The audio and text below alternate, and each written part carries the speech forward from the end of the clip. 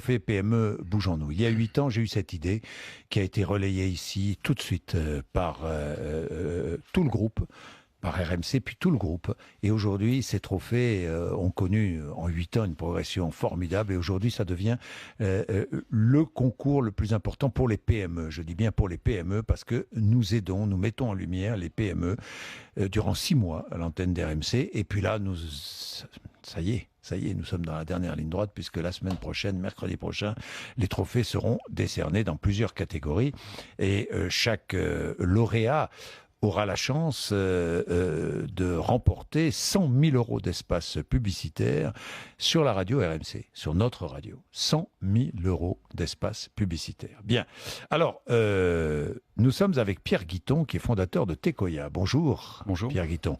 PME à l'export, vous avez concouru dans la catégorie export. Je ne donne pas le résultat, je ne sais pas si vous avez gagné ou pas, nous verrons bien mercredi prochain.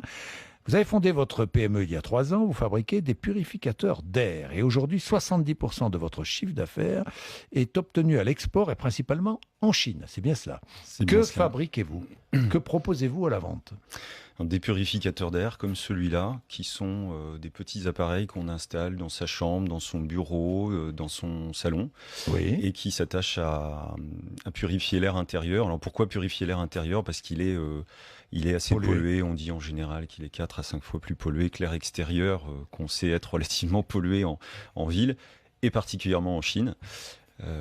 Donc la Chine est le premier marché du monde de la purification de l'air. Donc vous installez ici, par exemple, dans cet espace, qui fait quoi? Il fait 12 mètres carrés, ici 15 mètres carrés à peu Oui, près. C'est typiquement une taille de pièce qui convient à cet appareil. Alors, vous le mettez en marche?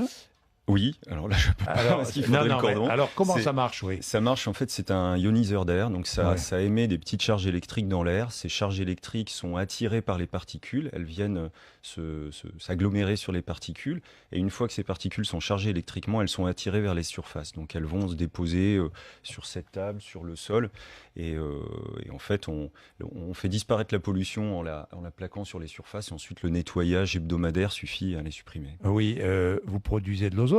Non. Ah, très faible production d'ozone. Très bien. Non, c'est effectivement le cœur de notre technologie, ça a été de faire un ioniseur d'air qui ne fait pas d'ozone, ce qui est effectivement le gros défaut historique des ioniseurs et qu'on a évidemment. Alors, ça consomme beaucoup d'électricité? 1,5 watts, c'est-à-dire l'équivalent de quoi? 3 à 5 euros par an. Oui. 3 à 5 euros par an. Oui, donc c'est pas énorme. Ça coûte combien Ça coûte, alors cet appareil-là, il coûte environ 400 euros, prix public, et on a un modèle de salon pour jusqu'à 30 mètres carrés. Et on les trouve où? On les trouve sur Tecoya, Internet, hein, on les trouve sur Internet, sur notre site, sur des sites de spécialistes, sur des sites de... 3 000 à 6 000 produits vendus par an, tout dépend, aujourd'hui. 6 000 cette année. 6 000 cette année, bravo. Combien de salariés? Ou une vingtaine au total. Une vingtaine au total, et une société qui est en pleine progression, j'imagine. Oui, on fait à peu près 100% de croissance par an. Voilà. Aujourd'hui, vous installez notamment en Chine, dans des bureaux d'entreprises, chez des particuliers.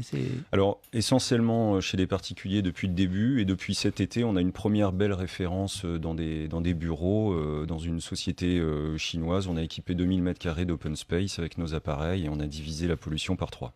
Et vous avez divisé la pollution par 3. On en aurait besoin ici. On va en acheter. Second marché à développer, les États-Unis? Oui, d'ici quelques années, il y a beaucoup à faire en Asie, qui est qui est devenu le principal marché en plus forte croissance. Donc on se concentre pour le moment sur l'Europe et l'Asie et les États-Unis dans un deuxième temps. D'où vous est venue cette idée? On va terminer avec ça, Pierre Guiton. Expérience personnelle, on m'a parlé d'une technologie utilisant la ionisation. J'étais à la recherche d'une solution pour l'asthme de ma fille et je me suis retrouvé équipé du prédécesseur, de la souche technologique de cet appareil. Et des années après, je me suis rendu compte qu'il y avait quelque chose à faire, que cette techno n'avait pas eu sa chance et on l'a améliorée, on la développe. Voilà. Eh bien, je suis très heureux de vous donner un coup de main. Très très heureux, et je pense à toutes celles et ceux qui travaillent avec vous. Je pense au développement, au potentiel incroyable de développement de votre entreprise. Ça prouve qu'en France, on innove, on crée, on imagine et on exporte. Merci beaucoup. Merci Pierre Guiton. On vous retrouvera mercredi prochain. Nous verrons si vous gagnez ou vous ne gagnez pas.